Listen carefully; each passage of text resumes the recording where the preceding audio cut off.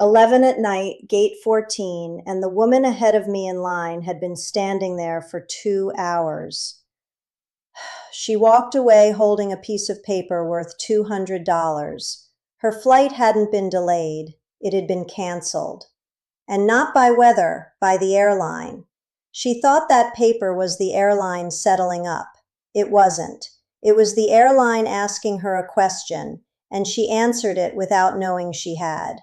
I've watched that same exchange happen at more counters than I can count, and it almost always goes the same way, because almost nobody knows where the line is. There is a line. On one side, things that are federal law, true whether the airline is having a good night or a terrible one. On the other side, things every traveler assumes are law and simply are not. I'm going to give you 5 of the first kind and 1 of the second, and I'll read them to you off the page with the rule number on screen, so you never have to take my word for it. And at the very end, the thing every passenger believes exists, that no U.S. airline currently promises, knowing that one is worth more than the other 6 combined. It starts with the word the airline uses to describe its own fault. Most people file every cancellation under the same heading, bad luck, weather, air traffic, something in the sky. But the Department of Transportation splits them in 2, and the split decides everything that follows. Here's their language. A controllable flight cancellation or delay is essentially a delay or cancellation caused by the airline. And then they list it out. Maintenance, crew problems, cabin cleaning, baggage loading, fueling. Read that list again, because it's longer than people expect. A crew that timed out in another city is the airline's problem, not the sky's. So the first question before anything else, what did they call it? Ask, and ask early, because that word decides which rules are on the table. And here's how you can usually tell without anyone telling you. If the weather is genuinely bad, the board fills with cancellations. If yours is the only red line on a board full of black ones, that airplane had a problem that belonged to the airline. It's not proof, but it's the first thing I look at, and it's usually right. Think about the last flight of yours that fell apart. Do you actually know which of the 2 it was? Most people never find out. Number 1, and it's the one that changes the whole conversation at the counter. Almost everyone believes a refund is something you request, a form, a case number, somebody's approval. The rule says otherwise, and I'm reading it. Automatic refunds, a full refund of the airfare, including any taxes and ancillary fees, is due to a consumer. Due, not available, not upon request, due. And here's the part that surprises people the most. It applies to a non-refundable ticket. The word on your receipt does not decide this. The department says it plainly. The refund is owed regardless of the reason, including those with non-refundable tickets, when you choose not to take what they offered instead. So when they cancel, you have a choice, and both doors are yours. Take the rebooking or take your money back. What you cannot do is have it decided for you. That's a different feeling to walk up to a counter with, not asking for a favor, choosing between 2 things you already own.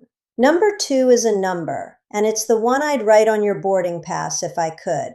A canceled flight is obvious, but a flight that's merely been changed is where most money quietly disappears. The rule draws the line here. A significantly changed flight is one where you're scheduled to arrive 3 or more hours later on a domestic trip, 6 or more on an international one. 3 hours domestic, 6 international. Past that line, a change you never agreed to gives you the same refund a cancellation does. Which is why the email that says your schedule has been updated deserves a second read.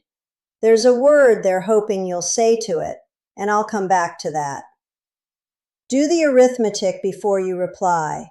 Original arrival, new arrival, difference. If it's 3 hours or more, you have a decision to make, not a notice to accept. Number 3 is the shortest rule in this video and the most valuable, and it's the one the woman at gate 14 needed. A covered carrier must not deem a consumer to have accepted an offer for travel credits, vouchers, or other compensation in lieu of a refund unless the consumer affirmatively agrees. Affirmatively agrees. 2 words doing an enormous amount of work. It means silence is not agreement. Taking the paper to look at it is not agreement. Walking away holding it is not agreement. Only you saying yes is agreement. And I want you to sit with that for a second because it reframes the whole encounter. The voucher isn't a payment, it's an offer, and an offer needs an answer. So if what you want is your money, the answer is simple, and you can say it kindly. I'd rather have the refund. That's it. That's the whole defense. One sentence said out loud at the counter. I put every one of these rules, the number, the sentence to say, and what to do when the answer is still no, into a small book called Ode at the Gate. 1 rule to a page. The citation printed underneath it, large type, because I got tired of squinting at my own notes. $49, 4 files by email. The code is on your screen right now, and the link is in the description under this video. And if you'd rather just take notes from here, do that.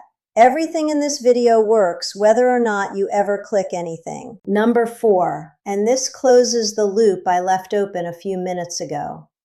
When the refund comes, it doesn't come as a credit for next time. It comes back the way it left. The refund must be issued promptly in the original form of payment, unless the consumer agrees to receive the refunds in a different form. Same card, same account. And there's a second sentence in that rule that almost nobody quotes. Carriers may not retain a processing fee for issuing refunds that are due. No handling fee, no service charge. The number that comes back is the number that went out, and there's a clock on it. 7 business days if you paid by credit card, 20 calendar days for cash, check, or debit. Put those 2 numbers in your phone, not because you'll need to fight, most of the time you won't, but because a deadline you can name is a deadline that gets met. And there's a piece of this that gets left behind more than any other, because it's small enough to feel not worth mentioning. The fare isn't the only thing you paid. There's the seat you picked, the bag you checked, the upgrade, the early boarding, the Wi-Fi. The rule covers those separately. A refund is owed for ancillary services that consumers paid for but that were not provided through no fault of yours. You paid $40 for a seat you never sat in, $35 for a bag on a plane that never left. Those come back too, and they come back automatically, same as the fare. It's rarely the biggest number of the night. It's almost always the easiest one to collect because nobody argues about it.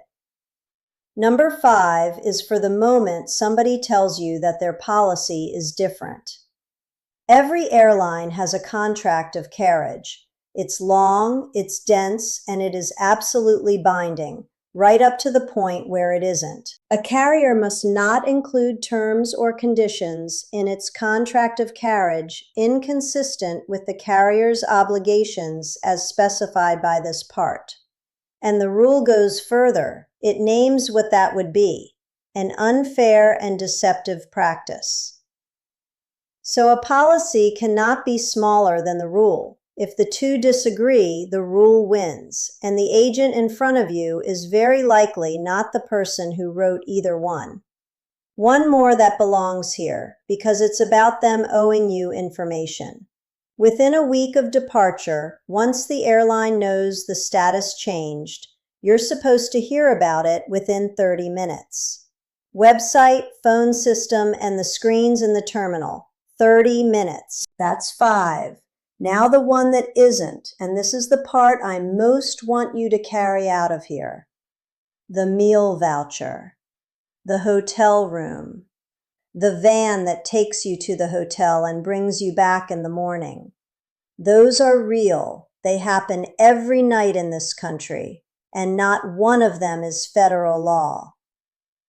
They're commitments, promises each airline wrote itself and published, which is why the woman at gate 14 got a voucher and the man behind her got a hotel room on the same canceled flight. Here's how the department puts it. Airlines are required to adhere to the promises that they make in their customer service plan. The department will hold airlines accountable if they fail to do so. So it's a promise, but a promise with a witness. Once it's published, they're held to it.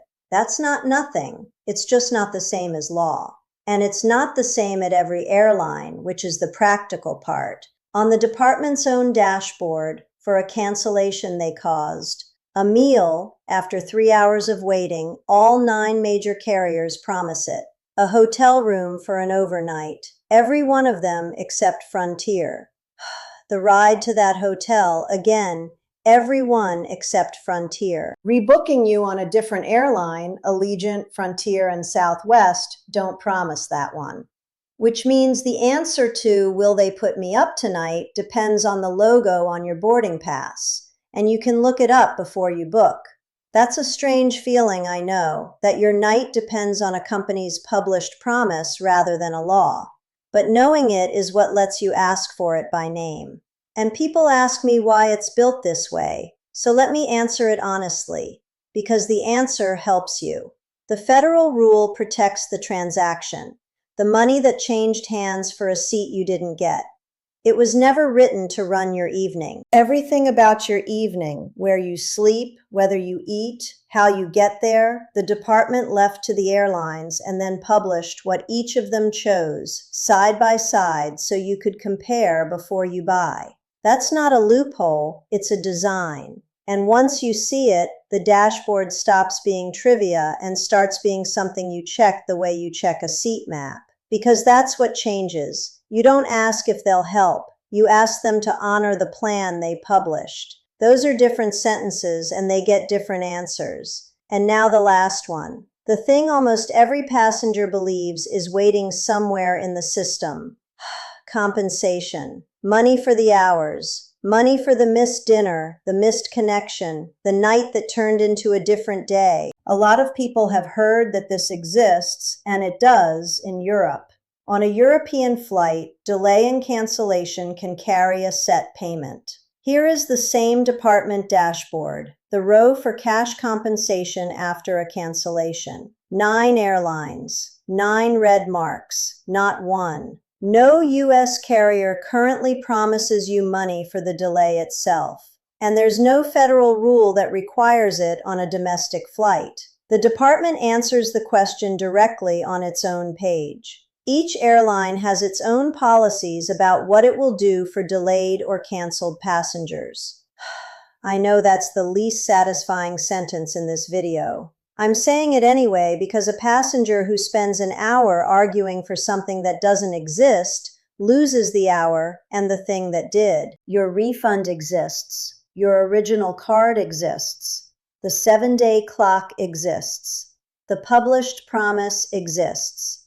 The payment for your time does not.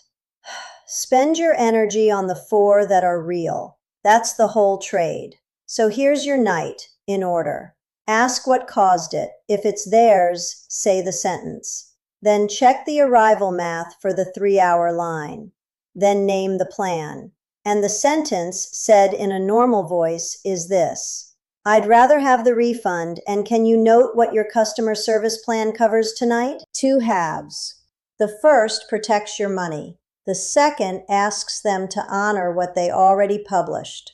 Neither one requires you to raise your voice. Both of them require you to know they exist, which as of about 14 minutes ago, you do. The book is in the description if you want the rest of it, the rule numbers, and what to say when the first answer is no. And tell me in the comments, when your flight was canceled, what did they hand you? I read those. I'm curious how many of them were vouchers somebody never actually said yes to.